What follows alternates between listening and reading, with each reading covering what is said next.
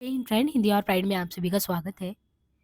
Friends, यहाँ पे देखिए यूजीसी नेट यूनिट 8 हिंदी नाटक विधा से संबंधित यूनिट जो आपके पाठ्यक्रम में लगा हुआ है, उसमें एक नाटक है जो कि पंडित लक्ष्मी नारायण मिश्र के द्वारा रचित समस्या प्रधान नाटकों में आता है।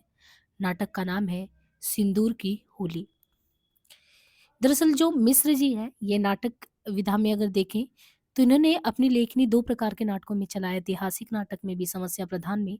लेकिन इनका जो प्रसिद्धि का आधार रहा है, वो समस्या नाटक। कोई भी एक समस्या उठाया जाए, उनके किस तरीके से पक्ष-विपक्ष को लेके एक समाधान प्रस्तुत किया जाए, तो कुछ एक अलग ही कलेवर देके इन्होंने नाटक विधा में समस्या नाटक को केंद्र में रखा है। ये जो नाटक है, जिसका हम वाचन करने वाले हैं, 1934 ईस्वी में ये लिखा गया। और अच्छी बात ये है कि लक्ष्मी नारायण मिश्र जी को समस्या प्रधान नाटक का जनक भी माना जाता है। और ये जो नाटक है, सिंदूर की होली, अगर देखें तो सामाजिक समस्या के क्रम में इनका 5वां नंबर का नाटक आता है।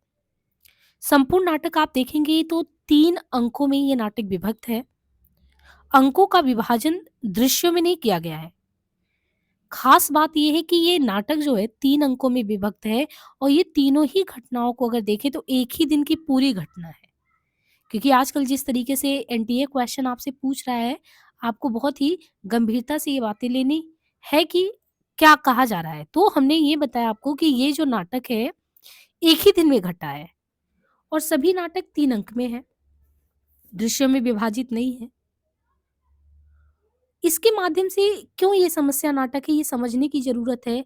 इस नाटक में आपको चिरंतन नारीत्व की समस्या को देखने को मिलेगा, और एक समाधान भी कि किस तरीके से हो सकता है। यानी समकालीन भारतीय समाज में 1934 की बात है, नारी क्या सोचती है, उनकी समस्याओं को अलग-अलग पक्षों से उद्घाटित किया गया है, विभिन्न पात्रों के माध्यम से। तीनों अंकों में दृश्य स्थल एक ही है, एक ही जगह पे पूरी घटनाएँ जो घटी हैं एक दिन में। एक प्लेस है, वो डिप्टी कलेक्टर है, एसडीएम है मुरारी लाल, उन्हीं के बंगले की बैठक है। बस आपको ये ध्यान देना है कि जिस तरीके से आजकल मैंने बताया ना कि एनटीए जो क्वेश्चन पूछ रहा है, आपको बस वो थोड़ा-सा समझने की ज़रूरत है, कि अगर उसने कहा कि मुरारी लाल के बंगले की बैठक में ये घटना एक ही दिन में घटा है, भले ही अगर देखें तो 3 अंकों में विभक्त होके हम पढ़ते हैं, लेकिन दृश्य का समय पूछ लिया जा सकता है। तो जो पहला दृश्य है इसमें जो घटना घटित हुआ, वो है 9 बजे का, पहला जो है 9 बजे। दूसरा दृश्य इसमें संध्या काल का है, और तीसरा दृश्य जो है रात्रि के 10 बजे का है। नाटक के कथानक का समय 12 बजे दिन वर्षा काल का है। तो जो पहला दृश्य आप 9 बजे, दूसरा दृश्य संध्या काल, और तीसरा रात्रि 10 बजे। कथानक का समय 12 बजे दिन वर्षा काल का है। कुल आप पात्रों की संख्या देखेंगे तो कुल 9 पात्र हैं, जिनमें 7 आपको देखने को उनमें पुरुष पात्र मिलेंगे और 2 स्त्री पात्र। महत्वपूर्ण पात्रों में आप देखें तो यहाँ पे जो मूल टेक्स्ट है, मूल टेक्स्ट में ही महत्वपूर्ण पात्रों का नाम यहाँ पे दिया गया है एक-एक करके। हालाँकि सबसे पहले इम्पोर्टेंट हो जाता है कि आप कोई भी रचना पढ़ रहे हैं तो आजकल बहुत ज़्यादा आपके प्राकृतन से क्वेश्चन आते हैं, क्योंकि वो एक तरीके से जैसे संविधान का एक दर्पण, अगर आपको प्रतिबिंब देखना हो तो प्रस्तावना में देख सकते हैं, कुछ इसी प्रकार होता है। जब भी कोई लेखक लिखता है, उसके मन में क्या है, कैसे है, किनको समर्पित किया गया, बहुत सारी बातें वो आपको शुरुआत में मिल जाता है, तो वो इसलिए बहुत ज़्यादा इम्पोर्टेंट हो जाता है आपका। प्राकृतन वगैरह जो पहले छोड़ दिया जाता था, अभी यहाँ से क्वेश्चन आता है, इसलिए हम अभी अच्छे से इसको भी कराएँगे। लेकिन एक बार आप पात्रों पे निगाह अपनी दौड़ाएँ, तो पात्र इसमें आता है रजनीकांत। ये रजनीकांत जो है, ये भगवंत सिंह जो हैं, इनका भतीजा है। उम्र 17-18 वर्ष। तो भगवंत सिंह का जो भतीजा है, ये रजनीकांत है। उम्र भी ध्यान रखते चलिएगा, 17-18। मनोज शंकर मुरारी लाल के मित्र का लड़का है। मुरारी लाल यही है जो एसडीएम है, इन्हीं के बंगले की बात है पूरी। ये जो मुरारी लाल हैं, इनके मित्र का लड़का है मनोज शंकर। मुरारी लाल डिप्टी कलेक्टर हैं, एसडीएम। 40 वर्ष इनका उम्र है। 10,000 रुपए लेकर रजनीकांत के हत्या का मार्ग निरापद कर देते हैं। ये जो रजनीकांत है, जो भगवंत सिंह का भतीजा है, रजनीकांत को मार दिया जाता है, जिनसे प्रेम करते हैं खुद मुरारी लाल एसडीएम की बेटी। लेकिन सिर्फ 10,000 इसकी वैल्यू, इसकी कीमत लगाई जाती है, रजनीकांत को मार दिया जाता है। माहिर अली, जैसे एसडीएम वगैरह होते हैं उनके नौकर होते हैं, ऐसे ही माहिर अली करके ये जो बंदा है, ये पुराना मुंशी है, ये सारी बातें जानता है। भगवंत सिंह, जो भगवंत सिंह है जिसका भतीजा रजनीकांत था, ये पहले मजिस्ट्रेट था, फिर राय साहब हो गया, और रजनीकांत का हत्या करने वाला भगवंत सिंह, वो अपने भतीजा को नहीं चाहता था वो रहे। हरनंदन सिंह रजनीकांत के पिता का मामा है। ये जो रजनीकांत है, इनके पिता का मामा था हरनंदन।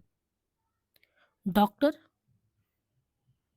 जो चंद्रकला है उसका चिकित्सक है डॉक्टर। बाकी चंद्रकला जो है ये कौन है, क्योंकि चंद्रकला को आपको अच्छे से समझना है।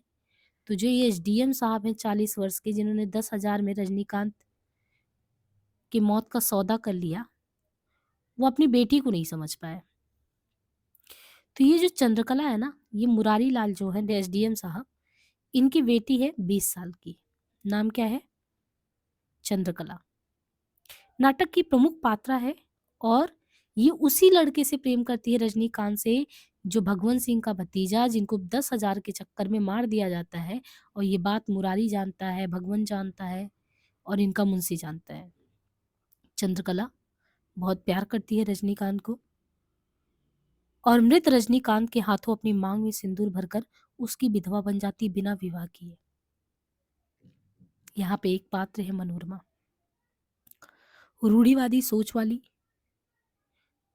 चंद्रकांता, यानी जो चंद्रकला है एक तरीके से उनकी विरोधी है, जो मुरारी लाल के घर पर रहती है। उम्र 18 वर्ष, यानी 2 साल इनसे छोटी है मनोरमा। विधवा है, लेकिन इसकी सोच जो है थोड़ी पुरानी धारणा की है।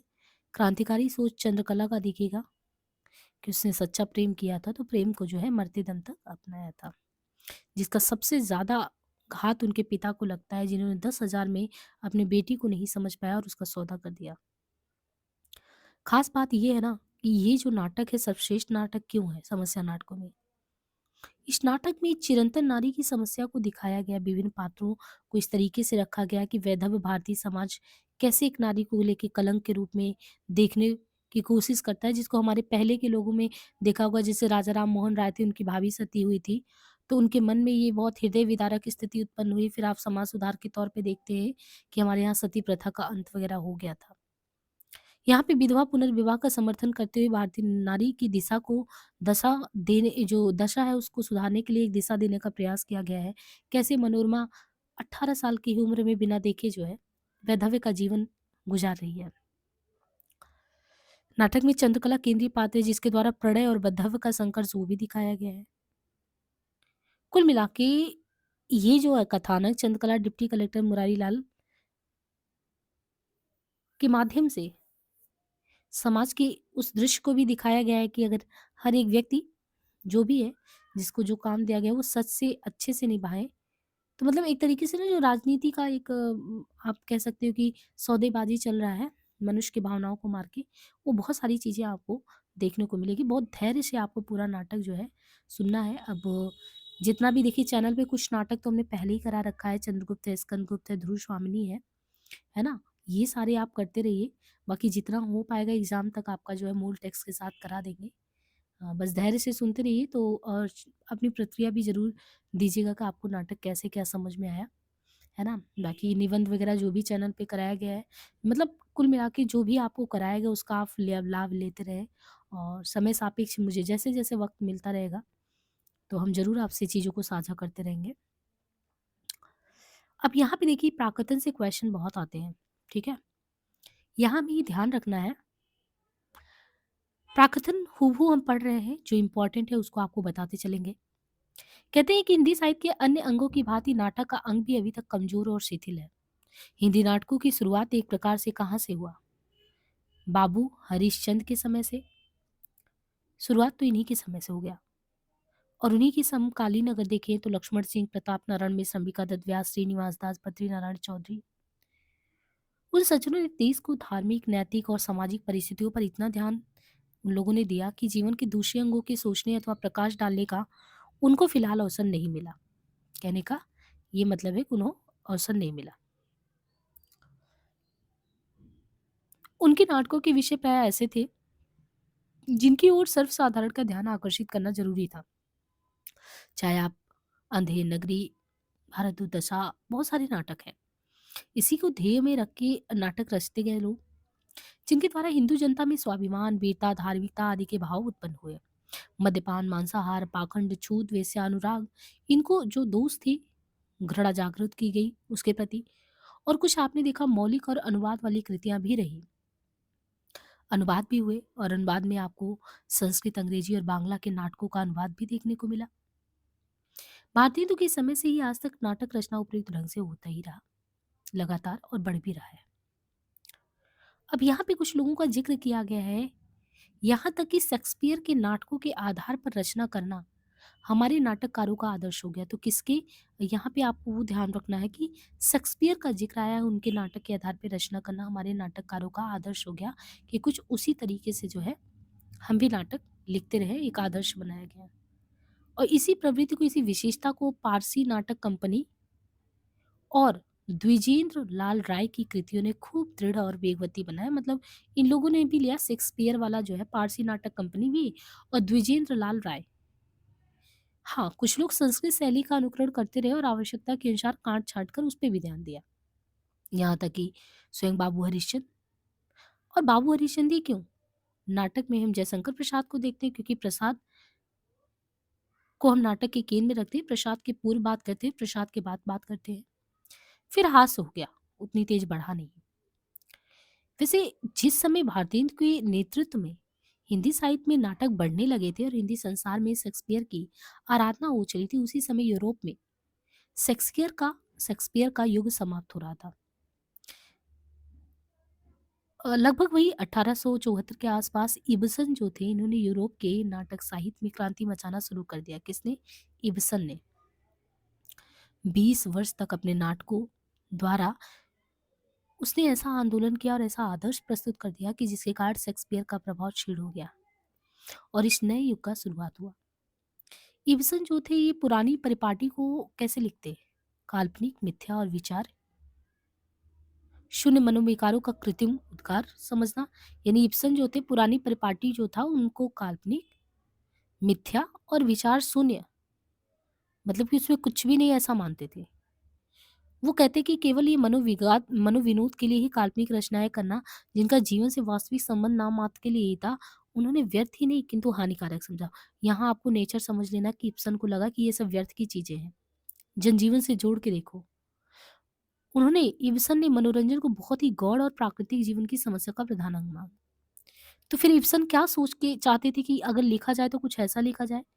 इब्सन के विचार क्या थे कि मनुष्य का व्यक्तित्व और वैयक्तिक जीवन और आचरण बड़े ही महत्व का होता है, क्योंकि वैयक्तिक जीवन की सुंदरता पर समाज और सभ्यता की उन्नति अवलंबित होता है।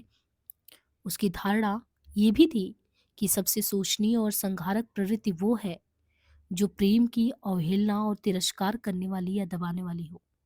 उसके बराबर कोई दुख नहीं, वह तो साक्षात आत्मघात है। व्यक्ति और समाज के पारस्परिक घात और प्रतिघात में इब्सन ने अपनी सारी शक्ति व्यक्ति की रक्षा में लगा दी। उन दोनों के द्वंद्वों का चित्रण उन्होंने बड़ी मार्मिकता, कुशलता और प्रवीणता के साथ किया। अपने नाटकों द्वारा उन्होंने यूरोपीय साहित्य और समाज की निद्रा को भंग कर दिया। नाटक की रचना शैली, नाटकों के विषय और आदर्श को, उनको रुख को बदल दिया। इब्सन के विचारों से प्रेरित होकर ही यूरोप के जो अन्य लोग थे, अलग अलग देश में जो नाटककार निकल के आए, एक आंदोलन फैल गया। नाट्य कला की पुरानी पद्धति, जिनका आदर्श काल्पनिक चित्रण, बनावट, सजावट, इन कीन प्रकारेण केवल मनोरंजन का था, लोगों को आरुचिकर लगने लगा। बनावटी बातचीत, दुकानत्वाग के रचनों की कृत्रिमता, ऊब गए लोग कि नहीं, सच में हमारे नाटक में यथार्थ होना चाहिए, समाज में सच्चाई होना चाहिए। अतएव जीवन की वास्तविक समस्याओं पर प्रकाश डालें और सुलझाने के लिए ही नाटक लिखे जाने लगे। उनमें वास्तविकता, यथार्थता और सत्यता, जिस प्रकार नाटकों का लक्ष्य बदलने लगा, उसी प्रकार नाटकला में भी परिवर्तन शुरू हो गया। अब ना कृत्रिमता, तड़क-भड़क, सच-धज, चटपटीपन, वागाडंबर, सब कुछ छोड़ दिया गया।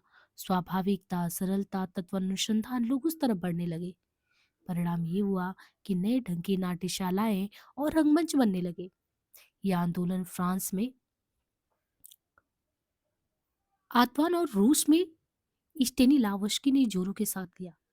इसी काल में इंग्लैंड में बर्नार्ड शा का उत्थान हुआ।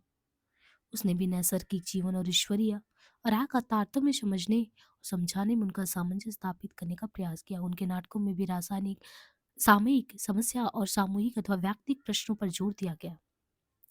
उसको भी आदि में अनेक कठिनाइयाँ उठानी पड़ी, लेकिन नाटकों का अभिनय करने के लिए साधारण नाटक समितियाँ जो व्यवहार की दृष्टि ही नाटक करती हैं, वो तैयार नहीं थी। क्योंकि जब इंसान कमर्शियल पर्पज़ से एक बिज़नेस ओरिएंटेड कोई काम करता है ना, तो वो समाज के उत्थान के लिए कुछ नहीं कर पाता। अब ऐसी क्रांतिकारी सोच के नाटक लिखे जा रहे थे, तो उसका स्वागत करने के लिए सब तैयार नहीं थे। लेकिन कुछ नाटकों का अभिनय सरकार द्वारा मना कर दिया गया, क्योंकि वो लोगों को कुरुचिपूर्ण लगे। उसके एक पुराने मित्र आर्चर ने तो उससे ये भी समझाने का प्रयास किया कि उसमें नाटक रचना की शक्ति, क्षमता और योग्यता है ही नहीं, अनाधिकार चेष्टा कर रहा है वो। किंतु वे अपनी टेक पर जमे रहे और धीरे धीरे उनका सिक्का इंग्लैंड में ही नहीं, यूरोप और अमेरिका में भी जम गया। यहाँ तक कि 1926 में उन्हें नोबेल पुरस्कार भी मिला। उनके नाटकों का शिक्षित समुदाय पे बड़ा आदर होने लगा और उनके अभिनय करने के लिए समितियां और नई नाट्यशालाएं खुल गई और नाट्यकला की परिपाटी ही बदलने लगी।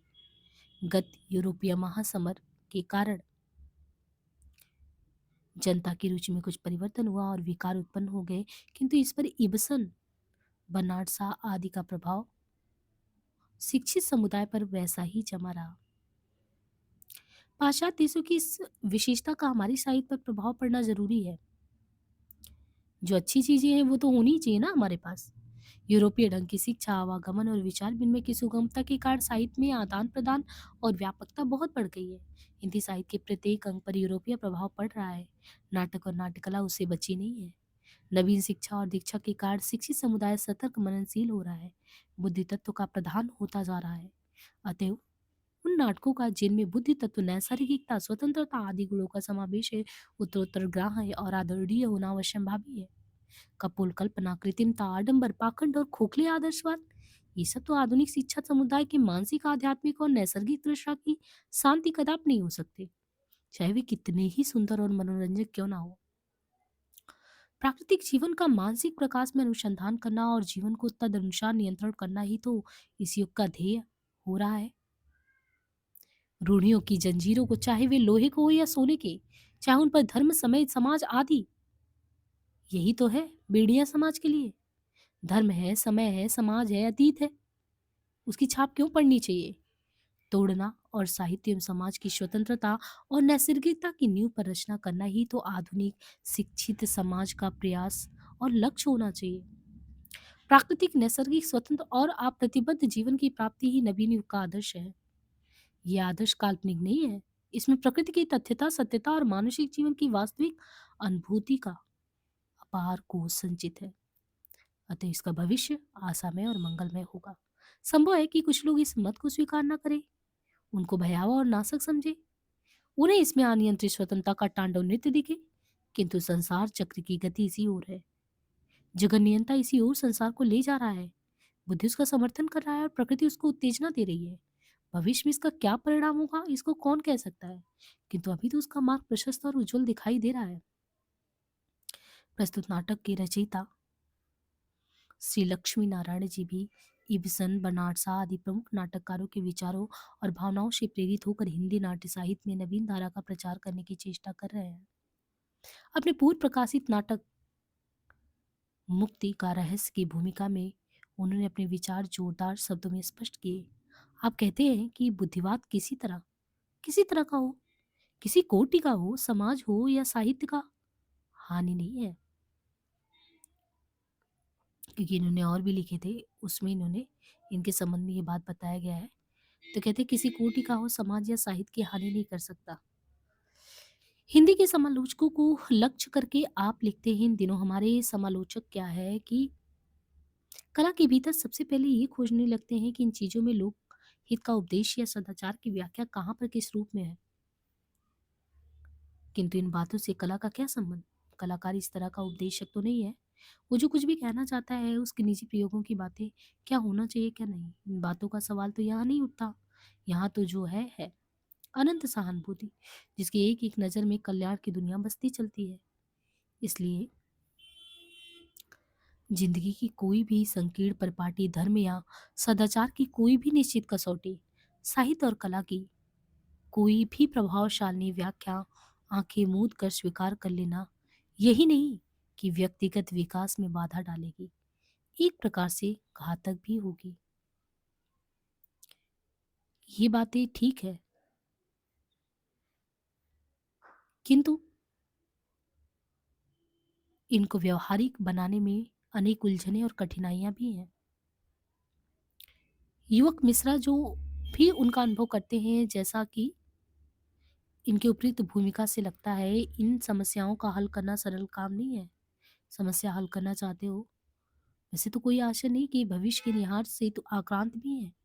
मिश्र जी के नाटकों में ना तो बहुत ज्यादा पात्र मिलेंगे, ना बहुत ज्यादा गाने या कविता पाठ, जैसे आप स्कंदगुप्त नाटक पढ़ो, चंद्रगुप्त पढ़ो, दुशामनी, ऐसा नहीं है। इनके नाटक कपट विस्तार भी इतना नहीं है कि विभिन्न देश काल व्यवस्था घटना सब कुछ हो।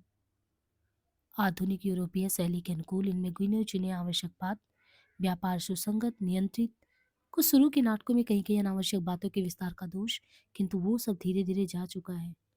उपयुक्त विशेषताएं प्रस्तुत नाटक सिंदूर की होली में भी है। रंगमंच की रचना और उनके संचालन के संबंध में भी आसान ही देखने को मिलता है। नाटक का समय बहुत थोड़ा सा है, घटनास्थल भी एक ही है, केवल थोड़ा सा हेरफेर। इनके पाठ भी 5 या 6, जैसे इसमें 9। प्रत्येक पाठ का अपना अपना व्यक्तित्व है, प्रत्येक का विकास अपने अपने ढंग का है, प्रत्येक की भावना और उसके व्यक्तित्व का चित्रण सहानुभूतिपूर्वक है। यहाँ तक कि मुरारी लाल का भी चित्रण सहानुभूति शून्य नहीं है। मनोरमा और चंद्रकला दोनों शिक्षित स्त्रियां हैं। मनोरमा और चंद्रकला, उनमें भी कोमलता सहिष्णुता उच्च आदर्श है। दोनों में अनुराग और त्याग दोनों का चमत्कार है। चंद्रकला ने प्रेम का जो आदर्श रखा है वो पौराणिक चित्रों से कम नहीं है। मनोरमा ने दूसरा आदर्श खड़ा करने का प्रयास किया, किंतु मनोज शंकर को आप एक विक्षिप्त स्थिति में देखेंगे पूरे नाटक के दौरान।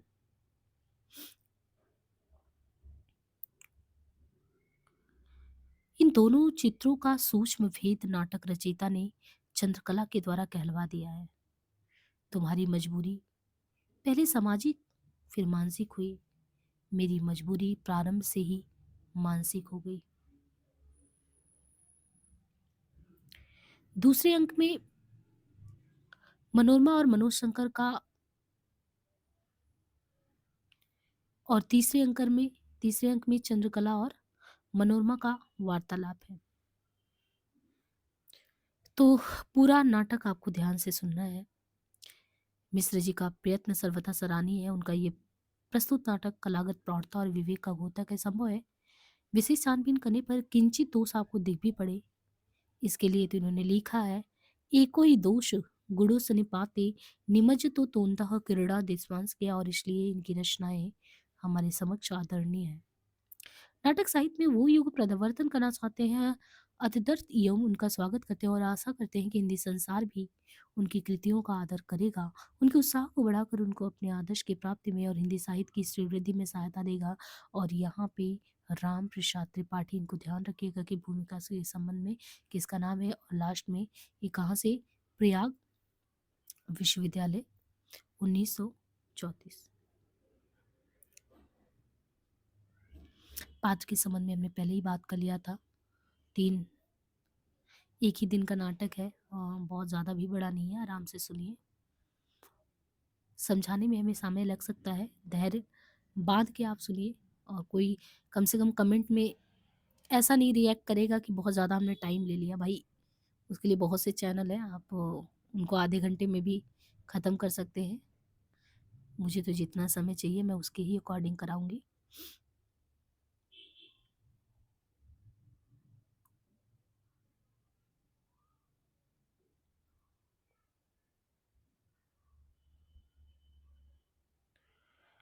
हाँ, तो कोई भी नाटक जब शुरू होता है उसका इम्पोर्टेंट होता है पहली पंक्ति, बहुत इम्पोर्टेंट।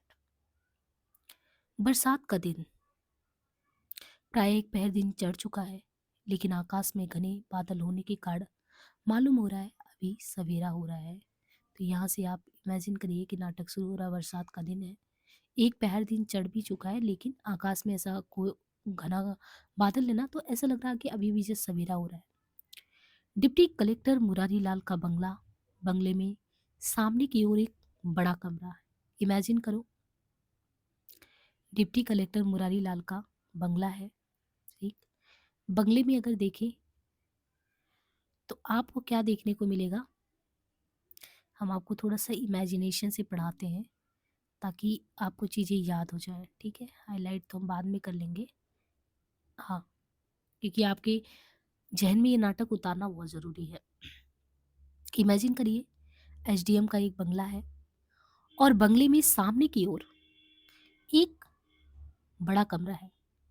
इस कमरे में आपको देखना है कि अंग्रेजी ढंग के एक दूसरे से लगे हुए सामने की ओर 4 दरवाजे हैं। इसी कमरे में ही बता रहे हैं कि अंग्रेजी ढंग का दूसरे से लगे हुए, जैसे सामने में और देखने को मिला कि 4 कमरा है, 4 दरवाजा है, कमरा नहीं है। और वो दरवाजे जो है सभी खुले हुए हैं और कमरे के बीच में एक बड़ी मेज के चारों ओर लकड़ी की कुर्सियां रखी हैं। तो एसडीएम के सामने एक कमरा, कमरे में मान लो 4 खिड़कियां लगी हैं, चारों अंग्रेजी ढंग की खुली हुई हैं। और वहां पे बीचों बीच आपको देखने को मिल रहा है कि कमरे के बीच में एक बड़ी सी मेज है और चारों ओर लकड़ी की कुर्सी रखी है, बैठक है। और मेज पर एक अंग्रेजी अखबार भी है, अंग्रेजी। और एक तस्तरी में पान है, इलायची है और उसके पास गोल्ड फ्लेक्स सिगरेट का डब्बा और दिया सलाई है। दूसरी ओर की दीवार में 2 अलमारियां हैं जिनमें मोटी मोटी पुरानी किताबें रखी हैं। किसी की जिल्द उखड़ गई है तो किसी जिल्द का कपड़ा सड़ गया है और गंदी दबती देख पड़ती है। कमरे के सामने एक मेहराबदार गुशावरा है गुसवारा है गुसवारा जिसके खंभों का सीमेंट कहीं कहीं उखड़ गया है और भद्दी ईंटें दिखती है। गोसवारे में दीवार के किनारे बांस की 2 कुर्सी रखी है, बांस की। गोसवारे के दोनों ओर 2 गोल कमरे हैं जिनके एक एक दरवाजे गोसवारे में है, एक पीछे की ओर है। बड़े कमरे में बंगले की भीतरी भाग में जैसे आप जाते हैं, क्योंकि बंगला बड़ा है, जैसे ही भीतरी भाग में एंट्री होता है तो बाहर का सीन बता दिया। तो मुरारी लाल का जो मुंशी है, क्या नाम है उसका, माहिर अली, वो बाहर की ओर से, बाहर की तरफ से कमरे में आता है, एंट्री करता है। कमरा था, कमरे के बाहर, और फिर गुस्सायरा सारी चीज़ों को बताया। बाहर से मुरारी लाल, इनका मुंशी, प्रवेश करता है। माहिर अली, माहिर अली मेज पर की चीज़ें इधर उधर करता है, अपने अंगूछे से कुर्सी को इधर उधर साफ करता है और उन्हें ठीक जगह पर लगा देता है। अब यहाँ से बाहर से ये प्रवेश किया, अंदर से कौन, एसडीएम साहब मुरारी लाल प्रवेश करते हैं। मुरारी लाल कहते हैं कहाँ चले गए थे जी, यानी किसको कहते हैं, माहिर अली को, मुंशी को, कहाँ चले गए थे। समय कितना हो रहा पता है, 9:30 हो रहा है। और मौसम याद रखिए, बरसात का दिन है, बरसात का दिन है, बारिश हो रही है। ऐसा लग रहा है सुबह 9:30 बजे की बात है जब उनसे पूछते हैं कि कहाँ चले गए थे। वो सफाई कर रहे थे मुंशी, कहें कि आज मुकदमे अधिक हैं और घंटे भर के बाद मुझे चला जाना पड़ेगा और तुम्हारा पता नहीं। यानी आज 9:30 बज रहे हैं, इनको बहुत सारे काम हैं, कह रहे हैं घंटे भर के बाद मुझे चला जाना होगा, तुम्हारा पता ही नहीं है। आगे बढ़कर कुर्सी पर बैठते हैं और सिगरेट जलाकर पीने लगते हैं। आपको याद होगा कि क्या क्या मेज पे था, गोल्ड फ्लेक्स सिगरेट भी था। अभी माहिर अली कहते हैं कि आए थे उनके भतीजे, और जहाँ पे ये 3 बिंदु लगा हो इसका मतलब पता है, बहुत सारी बातें कहनी होती हैं जो नहीं कहा गया, अनकही बातें। माहिर अली कहता है आए थे उनके भतीजे। मुरारी लाल कहता है किसके भतीजे। माहिर अली यानी मुंशी कहते हैं कि राय साहब भगवंत सिंह के भतीजे, जो यहाँ वकील है। राय साहब भगवंत सिंह के भतीजे जो यहाँ वकील है। वही जो बातें हुई थी परसों। मुरारी लाल उत्साह से, अच्छा, सिर पर हाथ रखकर, आजकल बात याद रहती नहीं है। हाँ तो क्या था? वो जो मनोज था, मनोज की विलायत जाने का खर्च इनसे वसूल कर लो। इसी में तुम्हारी चालाकी है। आप कथानक आगे पढ़ेंगे तो ये मनोज है जो, ये जो मुरारी लाल था ना, इनका मित्र था। और मुरारी लाल का आप देखेंगे कि किस तरीके से उनकी मृत्यु हो जाती है। और क्योंकि उसके हाथ केंद्र में मुरारी लाल रहता है, उस दोस्त से बचने के लिए इनके पुत्र मनोज का ये सहायता करता है। चालाकी देखिए बंदे की, एसडीएम है, डिप्टी कलेक्टर है, और कह रहा है कि उसको विलायत भेजना है तो पैसे कहाँ से वसूले? तो करते हैं बैठ के, घुसखोरी करना है। इसी में तुम्हारी चालाकी है कि ये भगवंत सिंह से पैसे ऐंठ लो। माहिर अली यानी एसडीएम साहब के साथ बहुत जैसे होता है, बहुत दिन से उनके साथ नौकर वगैरह मिले ही रहते हैं। माहिर अली कहता है तो वो तैयार भी है, लेकिन एक बात है। मुरारी कहता है क्या? माहिर अली कहता है, ये जानते हैं पटीदारी का झगड़ा है।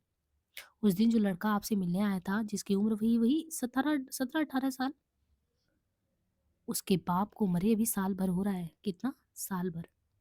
अब उसे एक कमजोर और गरीब समझकर जो राय साहब भगवंत सिंह है ना, उसका भी हक लेना चाहता है ये बंदा। बेचारा उस दिन रोने लगा था। एक ही खानदान और एक ही खून, ऐसे कैसे कर सकते हैं लोग? मुरारी कहता है तो अच्छा, इसमें तुम क्या कर सकते हो? मैं खूब जानता हूँ। भगवंत तो जानता है बड़ा या जालिम इंसान है। लाखों रुपए रैयत को लूट कर जमा कर लिया, यानी किसानों को। अभी तक ऑनरेरी मजिस्ट्रेट था वो, इस साल राय साहब हो गया। उधर का सारा इलाका उसके रोब में है, जो चाहेगा कर लेगा। अगर वो कर सकता है तो मैं क्यों ना करूं? अपने नौकर की तरफ देख के। अब इनके मुंशी माहिर अली जो नौकर थे, कहते वो तो राजी है देने को। 10,000 लेकर तो वो अभी आ रहा है, लेकिन उस लड़की की जान जाएगी। हुजूर को खुश कर लेने के बाद वह उसकी जान ले लेगा। पुलिस उसकी राय की है ही, इधर आपकी ओर से भी वो बेखौफ हो जाएगा। देहात के लोग उसके दबाव में रहेंगे ही, इसलिए। मुरारी कहता है हाँ, क्या इसलिए? माहिर कहता, हुजूर मुझे तो उस बदकिस्मत लड़के पर सच में रहम आ रहा है। मुरारी कहता है लेकिन इसमें हो ही क्या सकता है? माहिर अली कहता है उससे तो हुजूर जो कुछ कहेंगे मान लिया जाएगा। राय साहब को भी दबाकर सुलह करा दीजिए। मुरारी कुछ विरक्त होकर, अच्छा देखा जाएगा। मनोज को रुपया तो मिल गया होगा ना अब तक? माहिर अली कहता है कि मिल गया होगा, या आज मिल जाएगा। मुरारी लाल, देखना कहीं उसे मालूम ना हो जाए। माहिर अली, किसे सरकार? मुरारी लाल कहता है मनोज शंकर को वो बात केवल तुम ही जानते हो, यानी इनकी पिता की मौत कैसे हुई थी ये तो तुम ही जानते हो। हमेशा से नौकर तुम ही रहे हो। माहिर अली, लेकिन आप ये बार बार क्यों कहा करते हैं? उसमें भी तो मैं ही, मतलब कि मैं भी जिम्मेदार था मारने मरवाने में। मुरारी लाल कहता है मुझे उस बात का बड़ा दुख है। मनोज अगर जान जाएगा कि उसके पिता ने मेरी वजह से आत्महत्या की। अब यहाँ पे देखिए, जो एसडीएम था, इसके मित्र को मारने में इसी का हाथ था, और उसी का प्रायश्चित ये मनोज को पढ़ा लिखा के कर रहा था। और मनोज को नहीं पता उसके पिता की मृत्यु कैसे हुई। तो ये अपने, क्योंकि नौकर जानता है माहिर अली, तो उसे बार बार कहता है कि उसको पता नहीं चलना चाहिए। चुप होकर जैसे किसी गहरी चिंता में पड़ जाता है। 10 वर्ष का समय निकल गया, अभी तक तो बात छिपी हुई है, लेकिन अगर किसी दिन खुल गई तो मेरे मुंह पर स्याही पुच जाएगी, और फिर मैं किसी काम का नहीं रहूंगा। कुर्सी पर झुककर गहरी सांस खींचने लगता है। माहिर अली, उसका नौकर, कुछ रूखे स्वर में, हुजूर अगर मुझ पर सुबह करते हो तो मुझे जवाब दे दें आप। मुरारी एकाएक कुर्सी से उठकर माहिर अली का हाथ पकड़ते हुए, मैं तुम पर सुबह करूंगा। तबीयत बेचैन हो जाती है तो कभी कभी ऐसी बातें निकल जाती है। तुमको और मनोशंकर को प्रसन्न रखने में अगर मेरा सब कुछ बिगड़ जाए तब भी मुझे चिंता नहीं। हाँ, जरा भीतर जाकर चंद्रकला से पूछो तो, सवेरे की डाक में कोई जरूरी पत्र तो नहीं? चंद्रकला इनकी बेटी। माहिर अली का प्रस्थान। मुरारीलाल कमरे में बेचैन होकर इधर उधर टहलता है। मुरारीलाल की अवस्था इस समय प्राय 40 साल के वही आसपास की। गोरा और स्वस्थ शरीर, आंखें छोटी लेकिन चमकती हुई, और घने काले बाल जो पीछे की ओर घूम पड़े हैं। दाढ़ी मूछ बनी है, कमीज चौड़ी, मोरी का पजामा, पंजाबी जूता। इस भेष में मुरारी पूर्ण ईवा मालूम हो रहे हैं। चंद्रकला के साथ माहिर अली आते हैं। चंद्रकला मुरारी लाल की लड़की है। यूं तो चंद्रकला की अवस्था भी 20 वर्ष की है, लेकिन उसकी आकृति से लड़कपन की सरलता झलकती है, जो उसकी सुंदरता और भी लुभावती बनाती है। हल्के हल्के हरे रंग की रेशमी साड़ी पहने हैं, जिसके आंचल और किनारों पर जरी का काम है। मुरारी माहिर अली की ओर देखकर, बाहर जाओ, शायद आ रहे हो। माहिर अली जाता है, चंद्रकला की ओर ध्यान से देखते हुए। तुम्हारा चेहरा उतरा हुआ है, तबीयत ठीक है ना बेटी? चंद्रकला मुस्कुराने का प्रयास करती हुई, नहीं तो। मुरारी कुर्सी पर बैठते हुए, नहीं क्यों? तुम उदास हो? उदास क्यों हो? कोई पत्र आया? एकटक उसकी ओर देखने लगता है। चंद्रकला कुछ सहम कर, लखनऊ से लखनऊ से उनकी बीमारी फिर उमड़ गई थी। किसी दिन 2 घंटे से अधिक बेहोशी में रहे। धरती की ओर देखने लगती है। मुरारी लाल, मनोज स्वयं अपनी बीमारी बढ़ा रहा है। ये अवस्था ही ऐसी होती है। पिछली बार गया था, नियम से ना तो भोजन करता है और ना नियम से सोता है। यानी मनोज, इनके मित्र का जो लड़का था। मुरारी कहता है, लखनऊ से पत्र उन्होंने बताया तो कहा कि मनोज स्वयं अपनी बीमारी बढ़ा रहा है। ना अवस्था ऐसी है, पिछली बार गया था, नियम से ना तो भोजन करता और ना नियम से सोता। रात को लड़के हॉस्टल में सोते रहते हैं, और वो कमरा बंद करके जो है पार्क में जाकर बांसुरी बजाता है। तो यहाँ पे जानिए, ये एक इसकी खूबी है मनोज की, बांसुरी बजाता है। इस तरह तो हेल्थ उसका सही नहीं रहेगा ना। उसका भाग्य तो मैं बदल नहीं सकता। अपनी ओर से तो मैंने दूसरों के लिए, कोई कहाँ तक अपनी जान ना मालूम इस झंझट से हमको कब छुट्टी मिलेगी। चंद्रकला संदेह और उद्वेग से उनकी ओर देखती है। लेकिन ये झंझट भी तो आपने स्वयं नहीं तो उनके आपसे कोई संबंध तो नहीं है, क्यों पाल रखी है? चंद्रकला को तो पता नहीं है। मुरारी लाल कहता है, कैसी बात कर रही हो? मैं क्या करता हूँ? इसकी आलोचना तुमको नहीं करनी चाहिए। चंद्रकला, मैंने कुछ कहा तो नहीं। मुरारी, चुप रहो। कहा क्यों नहीं? मेरा उससे कोई संबंध नहीं है, ये तुम्हें कैसे मालूम? मेरे मित्र का लड़का है। मरने के समय उसने उसे मेरी गोद में डाल दिया था, इसलिए मैं उसके लिए इतना चिंतित रहता हूँ। जब तक वो स्वयं अपने पैरों पर खड़ा हो नहीं जाएगा, मेरा कर्तव्य उसके साथ यही रहेगा। चंद्रकला कहती है, अच्छा, तो आप मुझे क्षमा करें। मुरारी कहते हैं कि ये क्षमा तुम नहीं मांग रही हो। तुमको जो मैंने बीए तक अंग्रेजी पढ़ा दी, तुम्हारी वही पढ़ाई क्षमा मांग रही है। जाओ, भीतर जाओ। यानी बीए तक अंग्रेजी पढ़ी है मनोरमा। आजकल की शिक्षा में शब्दों का खिलवाड़ खूब सिखलाया जाता है। ये किसने किससे कहा? बेटी के संबंध में कहा कि जाओ भीतर। आजकल की शिक्षा में शब्दों का खिलवाड़ जो है खूब सिखलाया जाता है। चंद्रकला चली जाती है। मुरारी तसरे से पान निकालकर मुंह में डालते हैं। तब तक माहिर अली आता है। माहिर अली आ गए, एक आदमी और साथ में आया माहिर अली के। मुरारी लाल जल्दी से उठकर, मैं भीतर जा रहा हूँ। तो मुरारी कहते हैं माहिर से, देखो मैं अंदर जा रहा हूँ, रुपया लेकर तुम अंदर आ जाओ। उन लोगों को यहाँ बैठाकर फिर मैं थोड़ी देर में यहाँ आ जाऊँगा। माहिर अली कहता है, लेकिन मैं, मतलब कि मैं अकेले कैसे रह सकता? मुरारी कहते हैं, भीतरी दरवाजे से। कोई बात नहीं, मैं तो फिर आ ही जाऊँगा। माहिर अली गोसवारी में जाकर खड़ा होता है। भगवंत और हरनंदन। तो कौन कौन आए हैं? भगवंत और जो है हरनंदन। भगवंत सिंह जो है कहता है, साहब कहाँ हैं? माहिर अली से उनके नौकर को हाथ पकड़ के, कहाँ गए तुम्हारे मालिक? माहिर अली कहता है, भीतर है, चलिए बैठिए। कमरे के भीतर हाथ उठाकर संकेत करता है। भगवंत कतार कातर होकर, चुपचाप नाखुश क्यों हो रहे हो? मैं आपको भी खुश कर तब यहाँ से ही जाऊंगा। यानी वो लोग पैसे वैसे लेके आए रहते हैं। कहते हैं, चलिए आप भी। यानी भगवंत और हनन को कमरे में लेके जाता है। मेज के पास खड़ा होता है। माहिर अली कहता है, बैठिए आप लोग। भगवंत कहता है, बैठिए आप, पहले बैठिए। तो नौकर को बिठाता है। नौकर क्या, वो मुंशी है। माहिर अली कहता है, आप बैठते क्यों नहीं साहब? कड़े शब्दों में, यहाँ का इंतजाम हो जाएगा, आप चुपचाप बैठ जाइए। भगवंत और हरनंदन सहम कर बैठते हैं। हाँ, कहिए लाए हैं। भगवंत हरनंदन की ओर संकेत कर, हाँ लाया गया है साहब को। माहिर की ओर देखकर, माहिर अली, साहब लोग अपने हाथ से नहीं लेते, मतलब ये लोग घूस लेके आए थे। और माहिर अली, उनका मुंशी, कह रहा, हमारे साहब ना पैसे डायरेक्ट नहीं लेते। हाथ हिलाकर धरती की ओर संकेत करते हुए और अपनी छड़ जो है उसी छड़ अपना ऊपर हाथ उठाकर, यहाँ और वहाँ जवाब देने को भी तो कुछ चाहिए। जिस दिन हिसाब होगा उस दिन के लिए अपने हाथ से नहीं लेता। वो निकालते क्यों नहीं? रखिए यहाँ, इस मेज पर। मैंने पैसे रखवाता है। भगवंत सिंह को सहम कर हरनंदन को संकेत देता। हरनंदन कुर्सी से कुछ ऊपर उठते हुए कुर्ते के नीचे दोनों हाथ ले जाकर जैसे कोई गांठ खोलता हो और एक रुमाल जिसके बीच में नोट बंधे हैं पेज पर रखता है। भगवंत सिंह रुमाल की गांठ खोलकर पैसे रख देता है। यानी हरनंदन नहीं रखता है, भगवंत रखता है। भगवंत कहता है माहिर अली की ओर संकुचित दृष्टि से देखते, गिन लीजिए। माहिर अली भगवंत की ओर तीव्र दृष्टि से देखते हुए, कहिए भी कितना है। यहाँ चढ़ाने पर आप झूठ नहीं कह सकते। झूठ का रोजगार तो आप लोग देहातों में करते हैं, लगान वसूल करने के वक्त और बिरादरी में। यानी उन लोगों को तंज कसता है माहिर अली। भगवंत सिंह कितना है? भगवंत सिंह बताता है 10.5। यानी कुल 10,500 है, ये कहता है। माहिर अली अच्छा, तो एक काम करिए, लगे हाथ 500 और। यानी 10.5 से काम नहीं चलेगा। हनंदन मुस्कुराते हुए, 500 आपके लिए? माहिर अली, मेरे लिए ओनली 500? हनंदन, जी हाँ, आपके लिए। भगवान की ओर संकेत करते हुए, आपने बाबू साहब को समझा क्या है? इस कलेजे का आदमी इस जिले में है नहीं। हाँ, अभी आपका कभी सबका नहीं पड़ा, नहीं तो यानी जो सामना है नहीं हुआ, तो आप बाबू साहब को समझ गए होते। इस जिले में कोई ऐसा अफसर नहीं है जो इनकी तबीयत न जानता हो। लाखों रुपया इन्होंने हकीमों के लिए खर्च कर दिया।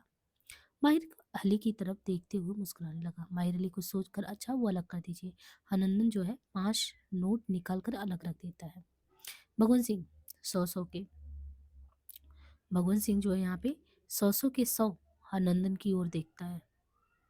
हनंदन जी, हाँ, माहिर अली की ओर देखकर हाँ ले जाइए। माहिर अली अनिच्छापूर्व जो है, मतलब अनिच्छा मतलब एक जो अनिच्छा होता है अंदर से, उसकी इच्छा नहीं थी। 5 नोट उठा लिया, जेब में रख लिया और शेष जो है हाथों में पकड़ कर अंदर गया। ऐसा मालूम होता है जैसे हाथ में आग लेकर जा रहा हो। हरनंदन साहब से इसकी शिकायत करनी चाहिए, मालूम होता है कहीं का नवाब है। यानी हरनंदन उनसे कहता है कि भगवंत से जैसे नवाब बन के आया है तो मुंशी ही। भगवंत सिंह को सोचकर, क्या कहा जाएगा? हरनंदन, किससे? साहब से। और किससे? आनंदन, आप चुपचाप बैठे रहिए, मैं सब कुछ कर लूंगा। साल भर में इतनी तनख्वाह नहीं मिलती, अब क्या? भगवान, तुम्हारे ही तो भरोसा है, नहीं तो अब तक तो वो लौंडा मेरी इज्जत बिगाड़ दिए होता। हाँ, ये तो कहा जाएगा ना कि तुम उसके चचा हो, उसके बाप के मामा के लड़के, और तुमको भी उसकी चाल चलन पसंद नहीं। क्यों, ठीक होगा ना? आनंदन, देखो भाई, मेरे 2 लड़के हैं, एक भी काम ना आए अगर आपके बारे में मेरे मन में कुछ भी कपट हो। तो आनंदन बताता है, रिश्तेदारी की परवाह मुझे नहीं, बने थे जब भाई साहब जीते थे। यानी तब थे जब भाई साहब जीते थे, तब मुझे क्या दे दिया? अब बिगड़ जाने पर जब अपने ही लिए कोई ठिकाना नहीं तो मुझे क्या दे देंगे लोग? भगवंत सिंह मुस्कुराकर, क्यों, तुम्हारा मकान उन्हीं की लकड़ी से नहीं बना था? आनंदन, आप भी 2 पेड़ शीशम की इतनी बात, उतनी लड़की तो आपने थाने के सिपाहियों को दे दिया होगा। भगवंत सिंह, दस्तावेज मैं फेर दूंगा, मैं संभालूंगा, मैं समझूंगा तुम मेरे सगे नातेदार हो। नातेदारी छूटना नहीं मालूम होगा। नहीं, उस घर में, इस घर में सही, कोठी का कितना होगा? हरनंदन, आपसे लेकर वही 1,000। यानी हरनंदन यहाँ चापलूसी और भगवंत, तो ये आपस में सबकी चापलूसियां चल रही हैं, सब अपने लिए हित साध रहे हैं बैठ के। कहते हैं 1,000 होगा, वही सूद जो कुछ 150 हो। भगवान, इस बार चलकर 1,500 और ले लो। यानी कितने पैसे? इस बार 1,500 और ले लो, और बंगले में सीमेंट और किवाड़ भी लगवा लो। यानी तुमको भी इतना जो है पैसे मिलेंगे, चिंता ना करो, बस जो काम कर रहे हैं वो होता जाए। आनंद, अच्छी तरह से सब कुछ हो जाएगा, इतने में कोठी का हिसाब भी साफ हो जाएगा और बंगले का काम। भगवान, तुम्हारे यहाँ आता तो कुछ खिला दिया जाता, झगड़ा ही साफ हो जाता। हनंदन, हाँ हो सकता था, लेकिन आप नहीं जानते, वो 18 वर्ष का लड़का चालाकी में आपसे कम नहीं। यानी उसके बारे में बता रहे हैं जो रजनीकांत है कि वो 18 वर्ष का लड़का है, बड़ा चालाक है। इस बार तिलक में दुनिया को दिखाने के लिए मैं उसके शत्रु के साथ हूँ। उस पर भी वह संबंध ही तोड़ना चाहता। मेरी लड़की की तिलक में आता है, वहां गया, पहर भर रात बीत जाने के बाद जब तिलक की तैयारी हो रही थी, मैं तो ये समझा था कि नहीं आएगा। वहां गया, लेकिन जल तक नहीं पिया। तिलक चढ़ने के समय इस तरह आंगन में गया जैसे खुद घर का मालिक हो। मुस्कुराकर मैं जा कर देखता हूँ, आंगन में बिछवावन लगवा रहा है, आदमी को जल्दी करने के लिए डांट फटकार रहा है, औरतों के इधर उधर घर गोशवारी में पर्दे लगा रहा है। उसका काम तो होता है भूत की तरह ना, बात की भूत। सारा काम उसने ठीक कर दिया, और रमानाथ को सब कपड़े अपने हाथ से पहनाया। आपके यहाँ आदमी जाकर लौट आया या टोपी कहीं चली गई थी? मैं इस चिंता में था कि काम कैसे चलेगा। उसे मालूम हुआ कि टोपी नहीं मिली है, अपना कामदार साफा उसके सिर पर बाँध दिया, चादर और अपनी अंगूठी भी उसे दे दी। तो क्या-क्या चादर टोपी भी दे दिया, चादर और जो है अंगूठी भी दे दी। चुप होकर भगवंत सिंह की ओर देखने लगता आनंदन। भगवत सिंह, तो यदि वो नहीं गया होता तो तुम्हारी इज्जत मतलब कि बहुत रमाकांत ने काम किया तुम्हारे लिए। हनंदन कहता, खैर इज्जत बिगड़ती या नहीं, लेकिन उतनी शोभा तो नहीं होती। मेरे मन में तो आया था कि चलकर आपका पैर पकड़ लूं और कहूं कि उससे सुलह कर लीजिए। यानी भगवान से कह रहा है कि वो इतना अच्छा था, मैं नहीं चाहता था, वो इतना बढ़िया इंसान है। मैं तो भगवंत आपको यही समझा रहा हूँ, मेरा मन तो हुआ कि उससे सुलह कर लो।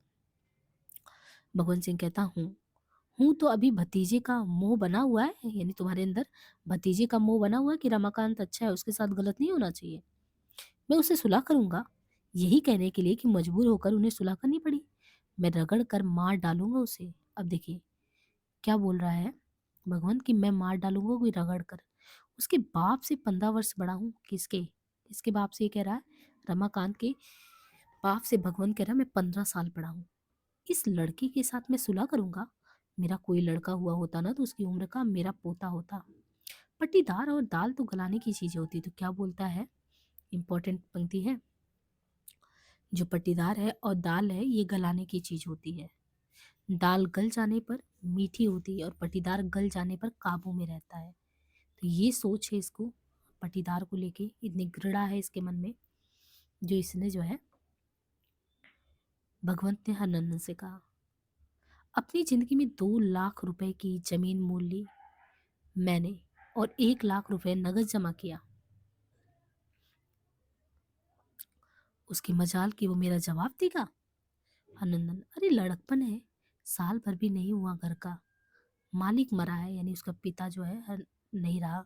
सोचता है कि हर गांव में आपके खेवट में हिस्सेदार है, पर्दे पर हली हुकूमत उसे भी तो मिलनी चाहिए ना। भगवान, ये 10,000 आज इसलिए दिया है कि आने दो आने के पट्टीदारों को भी हली हुकूमत मिल जाए। जंगल में 2 शेर नहीं रहते थे, इसका ये मतलब है कि जंगल में 2 शेर नहीं रहते। कहार मेरे यहाँ काम करते हैं इसलिए उनके यहाँ भी करे। 2 दर्जा अंग्रेजी पढ़ ली, अब कुएं से पानी निकालने में लाज लगती है। सर्दी गर्मी में कहार काम करते हैं, मैं नहीं मना करता, अब वो भी बंद कर दूंगा, बंटवारा करा ले। तुम तो उसके चचा हो। और टेढ़ी कसर से ले आते हुए, उसके बाप के ममेरे भाई भी हो। तुम्हारे यहाँ शुभ के अवसर पर गया, तुम्हारे लड़के का चढ़ावा था, तुम्हारे यहाँ उसने जल नहीं पिया। 10-20 दूसरे आदमी तुम्हारे यहाँ भोजन कर गए और वो सगा नातेदार होकर तुम्हारे यहाँ उपवास किया। नातेदारी का मोह रखना होता तो उसी से लेकर मेरा रुपया लौटा दो।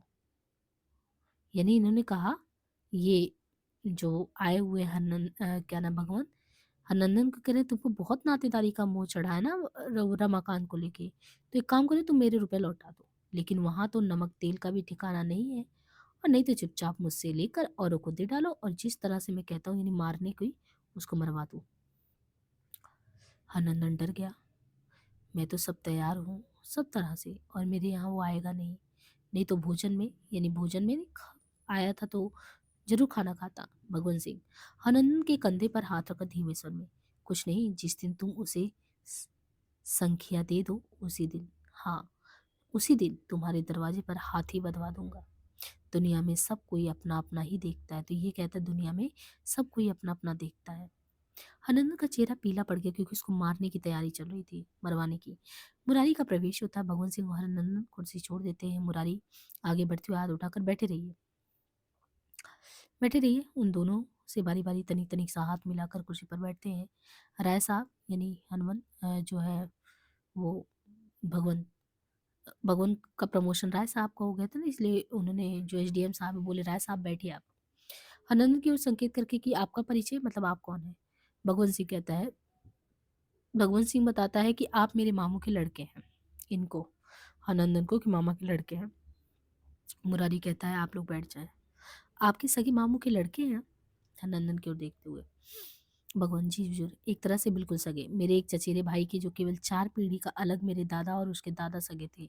मैं उसे अपने भाई की तरह मानता था और उसने भी मुझे कभी उत्तर नहीं दिया। गहरी सांस खींचकर, दुर्भाग्य से पिछले साल वो एकाएक बीमार पड़कर मर गया।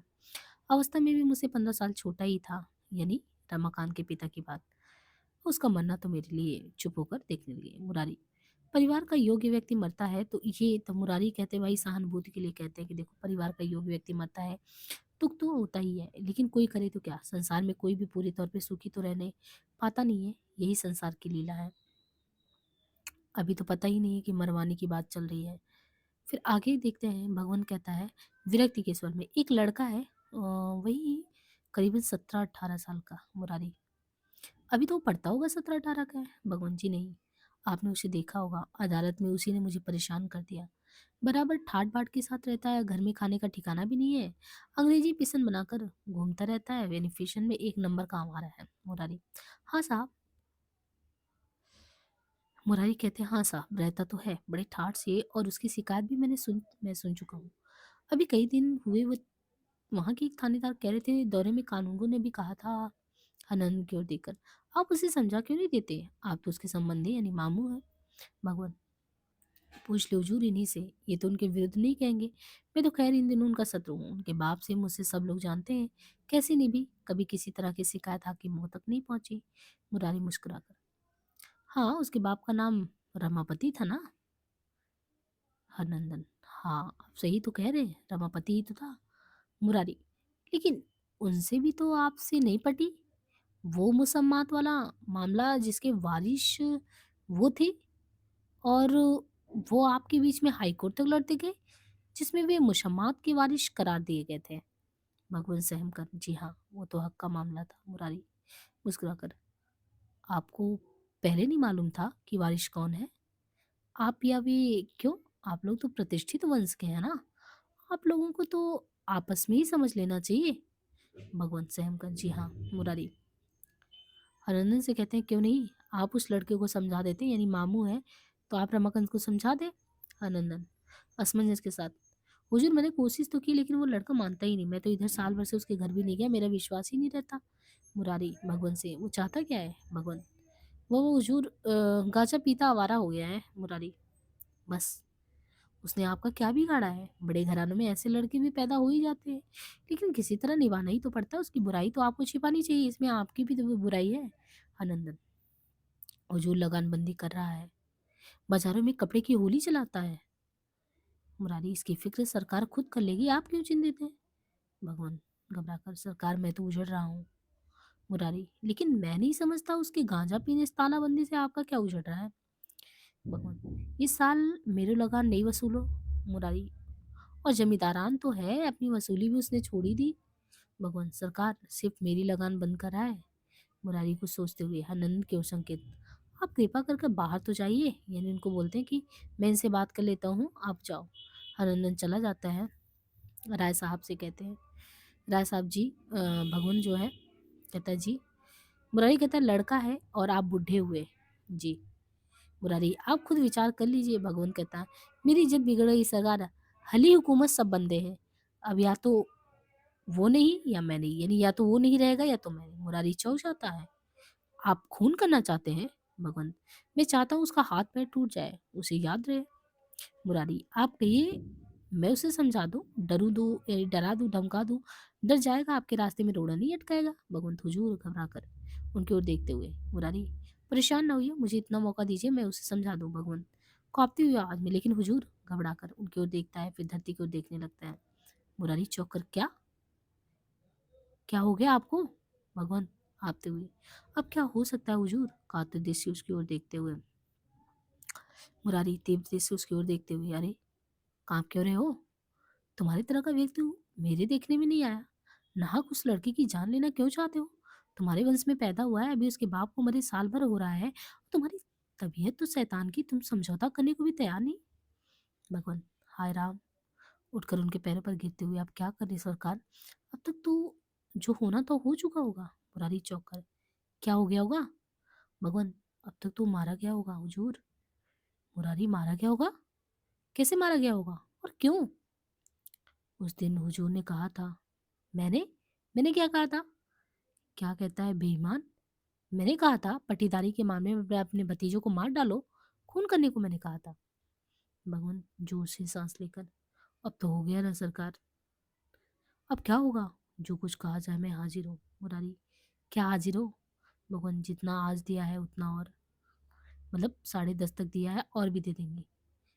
लेकिन अच्छा उतना ही नहीं, उससे अब 4 गुना चाहिए। तो 1 मिनट में मुरारी का छूमंतर हो गया कि उसकी मौत हुई, उसका सौदा 4 गुने में हो गया। भगवान सिंह उतना तैयार नहीं है, उनकी ओर देखता है, फिर एकाएक धरती पर पैर पकड़ता है मुरारी, उसे पैर से ठेल कर, उससे कम नहीं, धरती फोड़कर, आकाश छोड़कर, जहाँ से हो 4 गुना, बस हाँ। देखो, ये होने ना पाए, उस लड़के को चोट ना लगे, सावधान, बस बस हो नहीं सकता। मैंने उसी दिन उसे अदालत में देखा था, अगर वो मेरा लड़का होता ना, उसका वो सुंदर स्वस्थ मुख, उसकी वो रत्नार आंखें, एक बार किसी दिन यहाँ भी आया था। हाँ, याद आ रहा है। नहीं नहीं, उठो, चले जाओ, निकल जाओ, उसे चोट ना आए। खड़े क्यों हो, जाते क्यों नहीं? भगवंत सिंह वही खड़ा होकर दत्ती को देखता है। मुरारी का मुख क्रोध और आशंका से लाल है। पत्थर की तरह क्यों खड़े हो? भगवान टूटते हुए स्वर में, मैं आदमियों को कह आया था, अब तक तो वो मारा गया होगा। मुरारी दुख से, ओह, ये दूसरी मृत्यु? दोनों एक दूसरे से भयंकर झुक कर मेज पर सिर रख देते हैं, फिर एकाएक खड़े होकर भगवान का हाथ पकड़कर, चले जाओ यहाँ से, मोटर से जाओ, और अगर अभी तक वैसा ना हुआ हो तो कदाचित ईश्वर ने बचा दिया हो तो फिर नहीं जाता शैतान। क्रोध के आवेश में उनका सिर हिल उठता है। मुकुंद सिंह बाहर निकल जाता है। माहिर अली का भीतरी दरवाजे से प्रवेश होता है। माहिर अली, खाना तैयार है हुजूर। मुरारी कुर्सी पर बैठकर पीछे की ओर से झुकाकर, माहिर, माहिर अली उसके पास पहुंचकर, हुजूर, क्या हुआ? कोई तकलीफ है? क्या हुआ? इस बदबान ने उसे मरवा डाला। माहिर अली, किसको? किसने? कब? मैं तो नहीं जानता। क्या हुआ? मुरारी, इसी राय साहब ने उस लड़के को जो उस दिन यहाँ इसकी शिकायत लेकर आया था, जिसे मैंने डांट दिया, जो अपनी सरलता से ये कह गया था, अगर मैं मारा गया तो उसके उत्तरदायी हुजूर होंगे। मैं देख रहा हूँ उसने सच ही कहा था। माहिर अली सन्न होकर, मरवा डाला? मरवा डाला? अभी गिरफ्तार नहीं किया गया, राय साहब है ना? हाँ, ऑनरेरी मजिस्ट्रेट है, गिरफ्तार नहीं हुआ होगा, होगा भी नहीं। रुपया होना चाहिए, खून छिपा लेना क्या है? उसकी नई औरत और बूढ़ी माँ का क्या होगा? सरकार, उनकी जिंदगी कैसे बीतेगी? एकाएक फर्श पर बैठ गया। मुरारी, यही तो मैं भी सोच रहा हूँ माहिर। मैंने तो आपसे तभी कहा था उसे मरवा डालेगा, तो उसे मरवा कर यहाँ आया। मुरारी, उसे मारने के लिए बदमाशों को ठीक कराया है, लेकिन शायद ही ईश्वर बचा ले। माहिर, उसका उस दिन इस शैतान की कार्रवाइयों से घबरा कर साथ ही साथ हंसना और रोना मुझे तो नहीं भूल रहा है। कच्ची उम्र में गृहस्थी का बोझ पड़ गया। हुजूर, उस शैतान के साथ उस लड़की का कोई सगा रिश्तेदार था? वो राय साहब से कर्ज ले चुका है। अपने कान से सुना मैंने उस शैतान के बच्चे को सिखलाते हुए कि कह देना साहब से कि तुम उस लौंडे के नातेदार हो, उसके वालिद के मामू के लड़के हो, तुम्हारा एतबार साहब को होगा। मुरारी, हूँ, हाँ, जरूर ऐसी बातें थी। उसके चेहरे से शैतानी टपक रही थी, और मालूम होता है उसकी भी राय से वो मारा गया होगा। मनुष्य का स्वार्थ इसके लिए आदमी क्या नहीं कर डालता। कमीज का आस्तीन समेट कर, इधर देखो, मेरे रोए फूट गए हैं, जैसे सिर में चक्कर आ रहा है। क्या समझते हो, अगर वो मारा गया तो उसमें मेरी वजह? माहिर अली, मैंने पहले कहा था, वो आप ही की वजह से मारा गया होगा। कानून के डर से इस बेईमान की हिम्मत इतनी नहीं होती। मुरारी संभल कर, मेरी वजह से नहीं माहिर, संसार में भलाई बुराई का भाव अब नहीं है। आज इसने 10,000 दिया है, 10,000 रुपए देकर ये गवाहों को बिगाड़ देता है, 1,000 भी नहीं खर्च होता और ये छूट जाता है। आजकल का कानून ऐसा ही है, इसमें सजा उसको नहीं दी जाती जो अपराध करता है। तो इन्होंने बताया कि अगर मैं उसको छोड़ भी देता, तो आपको क्या लग रहा है कि एक एसडीएम होने के नाते मेरे अंदर इतनी वो है कि इसकी दुर्बलता को दूर कर पाते, इसको सजा दिला पाते? कहते हैं कि आजकल का कानून भी वैसे ही है, पैसे वाला इंसान है, और सजा तो केवल उसकी होती है ना जो अपराध छिपाना नहीं जानता। बस यही कानून है। आज ये मुझसे केवल कबूल कर गया है कि उसके मरवाने का इंतजाम वो कराया है। अगर वो मारा गया और मैं चाहूँ भी कि इसे सजा दे दूँ ना, तो मैं सबूत ढूंढते रहूंगा, मुझे नहीं मिलेगा। ऐसी हालात में मेरी तबीयत, मेरी अंतरात्मा कहेगी इसे दंड देने के लिए, और कानून कहेगा छोड़ देने के लिए। मुझे भी मजबूर होकर कानून की बात माननी पड़ेगी और वो छूट जाएगा। हम लोग मनुष्य और उसके अधिकार की रक्षा के लिए कुर्सी पर नहीं बैठते। तो उन्होंने कहा, हमने जो है गद्दी तो हमको सरकारी मिली है, लेकिन ये सोचो कि लोगों का हम कल्याण कर दे, तो बिल्कुल हम कल्याण करने की स्थिति में नहीं होते। इतना हमें कभी भी वो चीज़ नहीं मिला, आज़ादी। हम लोगों का तो काम है पता है, केवल कानून की रक्षा करना। यही बुराई है और इसलिए ये सब हो रहा है। उससे रुपया लेकर मैंने कोई बुराई नहीं की। अब ये अपने आप को जस्टिफ़ाई करें कि हमने 10,000 साढ़े 10 लिया, कोई मतलब नहीं। इसी तरह 10-5 बाद देना पड़ जाएगा और उसकी गर्मी स्वतः शांत हो जाएगी। चंद्रकला को भेजना तो यानी अपनी बेटी को कहता है चंद्रकला को भेजना माहिर अली, लेकिन खाना तो तैयार है मुरारी, आज मैं भोजन नहीं करूंगा, मुझे इसका रंज है। क्या देख रहे हो, जाओ। इस तरह आज उपवास कर जाने से मुझे संतोष होगा, अधिक से अधिक यही सहानुभूति मैं उसके साथ दिखला सकता हूँ। माहिर अली का प्रस्थान। मुरारी दीवार की अलमारी खोलकर एक पुस्तक निकालते हैं। पुस्तक मेज पर रखकर उसके पन्ने इधर उधर करते हैं, कई पन्ने इधर उलट पड़। खुली अलमारी से दूसरा निकालते हैं, उसके पन्ने भी ऐसे ही करते हैं। थोड़ी देर तक मेज के किनारे खड़े होकर जैसे कुछ पढ़ते हैं। कभी कभी अंग्रेजी के अधूरे शब्द उनके मुंह से निकल पड़ते हैं। मुरारी क्षण भर के लिए ऊपर छत की ओर देखते हैं और दूसरे ही क्षण पुस्तक उठाकर कमरे में फर्श पर फेंक देते हैं। पुस्तक के गिरने के साथ ही धांसी आवाज होती है और वो कमरे के बाहर होकर गोसवारे से नीचे बाईं ओर मुड़कर आ जाते हैं। माहिर अली और चंद्रकला का प्रवेश। इतने में जो है माहिर अली और चंद्रकला उनकी बेटी आती है। कमरे चारों ओर देखकर, कहाँ है? चंद्रकला इस ओर की गोल कमरे की ओर। माहिर अली दूसरे। माहिर अली, नहीं, उन्हें अफसोस हो रहा है। चंद्रकला धीमे सुर में गाने लगती है। अब के सोच न बानेगा मालिक सीताराम हो, तो ये चीज थोड़ा सा कि चंद्रकला जो है गाती है। कई बार धीरे धीरे यही एक पंक्ति गाती है। माहिर अली उसके मुंह की ओर देखने लगता है। माहिर अली, आपको तो गाना, मतलब आपको तो आता नहीं है। मेरे मन में आया था कि बाबूजी से कह दूं कि वो बेचारा झूठ नहीं बिल्कुल सच कह रहा है। उसका हंसकर उनसे बातें करना उठकर चला गया। जैसे कमरा सूना हो गया। गंभीर होकर, यदि मैं पुरुष होती तब तो। माहिर अली की ओर ध्यान से देखती। हाँ, अगर मैं मर्द होती तो जरूर कह देती और देखती कि किस तरह ये कमीना राय साहब राक्षस की तरह तो वो दुष्ट देखता है। देखो तो बाहर। माहिर अली का प्रस्थान। माहिर अली जाता है। भीतरी दरवाजे से मनोरमा का प्रवेश। मनोरमा की अवस्था चंद्रकला से 2 साल कम है। शरीर उसका कुछ दुर्बल और अर्धविकसित सा है। बाल खुले हैं, रुक्ष अव्यवस्थित है, लट फैले हुए हैं। उसकी आंखें नितांत चंचल और चमकती भौं काले दिख रहे हैं। इस तरीके से है पूरा वर्णन। उसके शरीर का रंग बिल्कुल परछाई चंपे का है। मनोरमा दोनों हाथों में एक चित्र लेकर ध्यान से देख रही है और मनोरमा दोनों हाथों में एक चित्र खोल कर ध्यान से देखती हुई मेज की ओर बढ़ती है। मनोरमा, तो ये भी बन गया? चंद्रकला चौंक कर, बन गया? हाँ, एक चित्र बनाने के लिए दिया था तो मुझे अनंत काल तक रोकना चाहती थी चंद्रकला, लेकिन अब तो व्यर्थ है। अब तो शायद वह संसार में ही नहीं रहा। मनोरमा, अरे क्या कह रही हो? चंद्रकला, उस दिन राय साहब ने उसे मरवा डाला। मरवा डाला? उसकी मुस्कुराहट, उसकी हंसी पर भी उसे दया नहीं आई। यानी उसको, जो उसने कहा कि उसको मरवा डाला, तो उसने कहा कि उसको बिल्कुल हंसी, उसका चेहरा देख के किसी को दया नहीं आया। अभी तो फूल खिला भी नहीं था। उसने भी कोई अपराध किया होगा, उससे भी किसी का तबकार हो सकता है। चंद्रकला, कहाँ तक, कहाँ तक बताऊं? उसने बाबूजी से स्वयं स्वीकार किया और उसी दिन लिए, उसी लिए 10,000 रुपए दे गया है।